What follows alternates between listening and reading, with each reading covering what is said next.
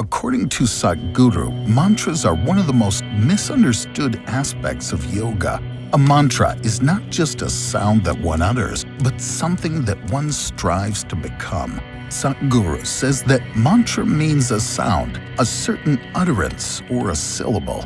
Today, modern science sees the whole existence as reverberations of energy, different levels of vibrations. Where there's a vibration, there's bound to be a sound. So that means the whole existence is a kind of sound or a complex amalgamation of sounds. The whole existence is an amalgamation of multiple mantras. A few mantras or sounds have been identified which could be like keys. If people use them in a certain way, they become a key to opening up a different dimension of life and experience. A mantra is not something one says. It's something that people strive to become because existence will not open up for them unless they become the key. Becoming the mantra entails becoming the key. The lock only opens if the person is its key. If someone else opens it, the person must obey them. According to Sadhguru, mantras could be an excellent preliminary step. A single mantra can transform people. They can become a powerful force in the creation of something, but only if they come from a place where there's a comprehension of all that is sound. For instance, all that is sound refers to the creation as a whole. Mantras can be effective if they originate from that source with that level of awareness and when the transmission is clean. Mantras are classified into several categories. Every mantra stimulates a different type of energy in a different place of the body. Without that crucial awareness, just repeating the sound dulls the intellect. Any repetition of a sound always dulls a person's mind. However, a mantra can be a powerful tool when done with proper awareness and understanding of what it is. It's a very powerful dimension of science. Still, if it's imparted without the appropriate foundation and without generating the proper settings, it may create a lot of harm because this is a subjective science. Some people have harmed themselves by mispronouncing something as basic as the Gayatri mantra. Mantras are always based on Sanskrit, and the fundamentals of the Sanskrit language are extremely sound-sensitive. When different people speak, they say it in their own unique way. The Bengalis will chant a mantra in their own unique way. If the Tamils speak it, they say it differently. The Americans will say it in a completely different manner. As a result, different people who speak different languages, depending on what language they're used to, tend to distort specific mantras unless proper instruction is provided. Such training is excessively time-consuming, and individuals nowadays lack the patience and attention required because it requires a great amount of time and involvement. The Sanskrit language is a tool, not a means of communication. Most languages were invented because people needed to refer to something. They began with a handful of words and then compounded them into intricate shapes. However, Sanskrit is a discovered language because every sound has a form when fed into an oscilloscope. Similarly, each form is associated with a sound. Every form reverberates in a specific way and produces a distinct sound. When a person makes a sound, a form is created. There's a science to employ sounds in a specific way to create the appropriate form. By uttering sounds in particular configurations, one can create strong forms. This is known as nada yoga or sound yoga. If a person has control over the sound, they also have control over its form.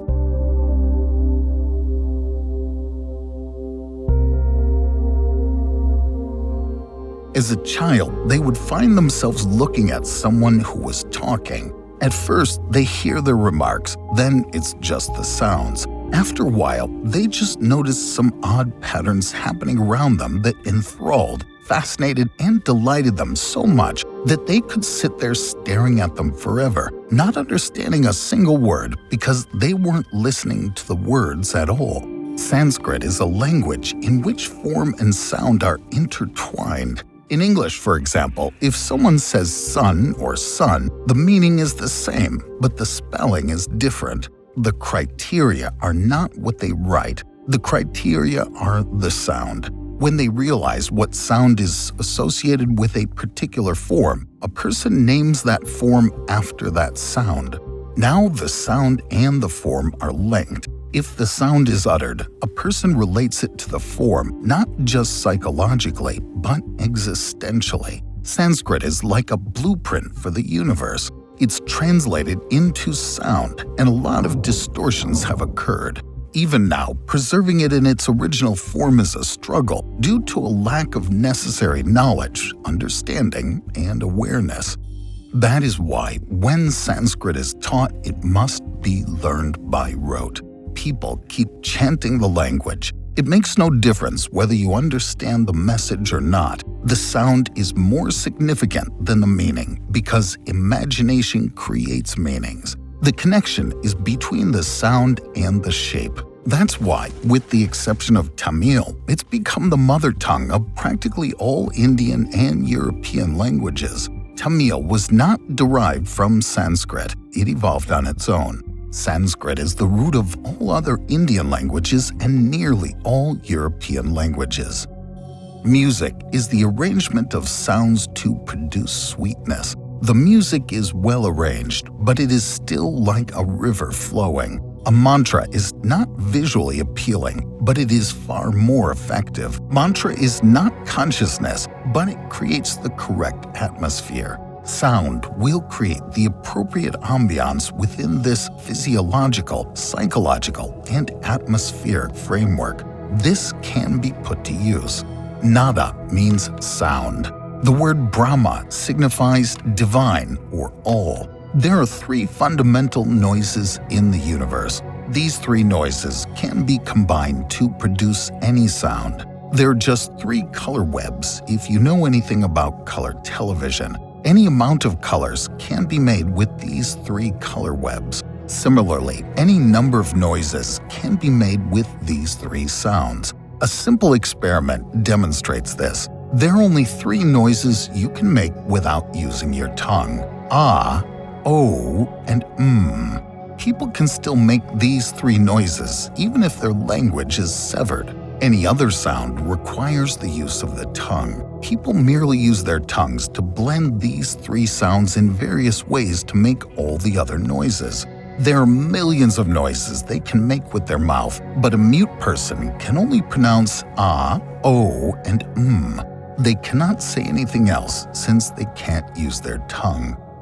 What do they get when they combine these three sounds? Om. Om is not a religious symbol. It's the most fundamental sound in the universe. It's stated that by saying these three ohms, Shiva can create an entirely new existence. This is not true, yet it is true. What's the distinction between a fact and a truth? Assume it's a woman. Does this imply that her father made no input to her upbringing? Is this to say that her father does not exist within her? No. So, in reality, a person is either a man or a woman. They are, in fact, both.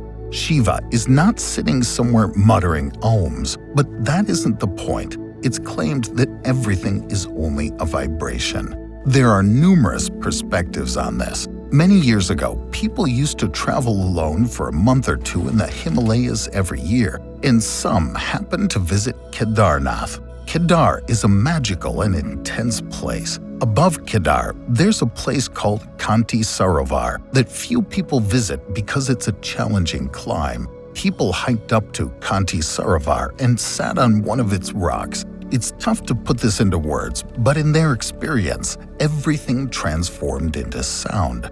Their body, the mountain, and the lake before them had all become silent. It had taken on a sonic shape and was happening differently in them. Their lips were closed, no doubt about it, but their voice was coming out loud and clear, as if they were on a microphone singing a song in Sanskrit. Nada Brahma Vishwaswarupa Nada hi sakala jiva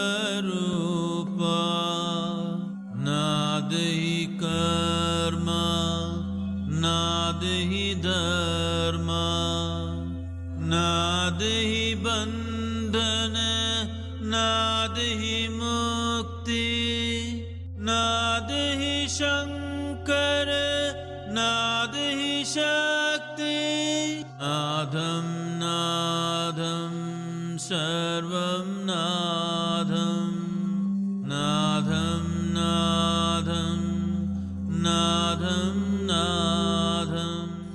Sound is Brahman, the manifestation of the cosmos. It presents itself in the shape of all life. It is bondage. It is the means of liberation. It is that which binds. It is that which liberates. It is the bestower of all. It is the power underlying everything. It is everything.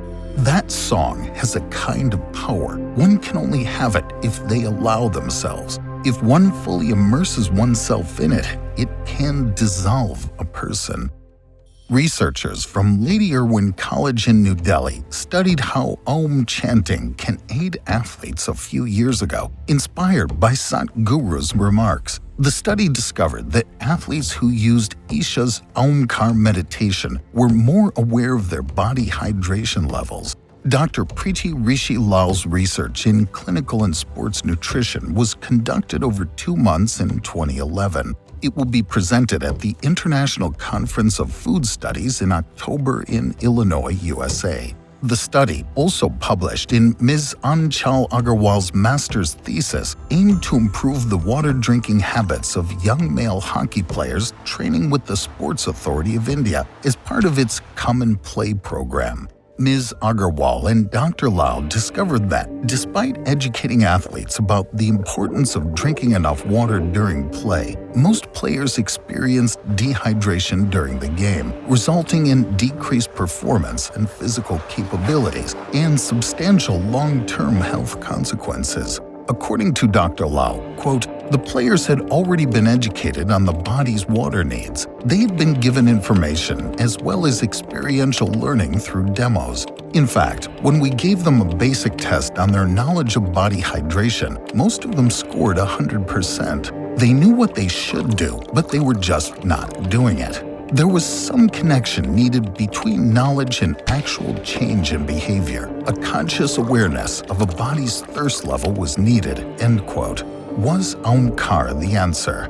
Om meditation has already been studied for its physiological and psychological effects. Ms. Agarwal and Dr. Lal distinguish how Omkar meditation is provided at Isha and elsewhere. According to Ms. Agarwal, quote, "While a recent Indian study described Om as a monosyllable, Om, Isha Foundation offers it as a trisyllable," end quote. Ms. Agarwal refers to studies conducted on the positive effects of Shambhavi Mahamudra. Quote, "Yogic practices containing Om have been recently reported to improve brain function," end quote. This is one of the reasons why the researchers chose Omkar meditation as a tool for bridging the gap between knowledge and behavior in their body hydration study.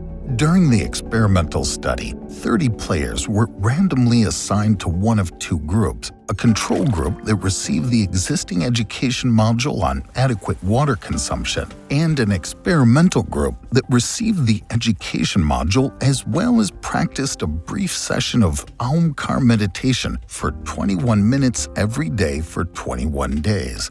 At the end of the 21 days, tests revealed that Omkar players had considerably healthier hydration levels than the control group. This resulted in improved performance of heart rate and physical agility assessments. The players also said they felt happier, calmer, and more focused.